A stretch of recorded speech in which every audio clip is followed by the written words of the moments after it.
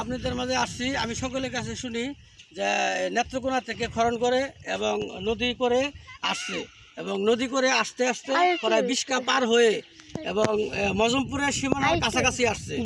মজমপুরের সীমানার কাছাকাছি আসছে যে খনন করেছে, দেখেন এই খনন বিশাল বড়, অন্তত 20 থেকে 25 ফুট গভীর। এই 20 থেকে 25 ফুট গভীর। যত ধরনের ঝড় বৃষ্টি হোক, মেঘ বৃষ্টি হোক, যতদিনই বৃষ্টি হোক, এই পানি শহর বন্দরে ওঠার মতন আর বাও নাই।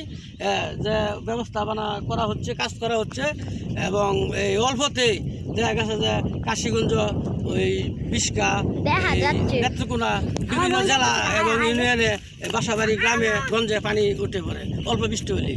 তবে এই যে কাজটা সরকারে উদ্যোগ নিচ্ছে, এটা খুবই ভালো কাজ এবং সকলেই ভালো বলতেছে।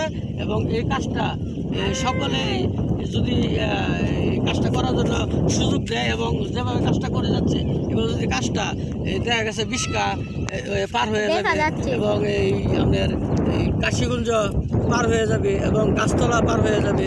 এদিকে অনেক সরকারি ম্যাপ অনুযায়ী চৌতা আছে।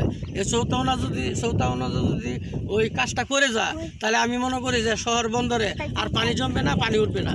এই পানি ডাইরেক্ট নদীতে নেমে বললে আর পানির জন্য মানুষের কষ্ট করতে হবে না। এই জন্য এই কথা বলে আমার কথা এই মুহূর্তে সকলকে ধন্যবাদ।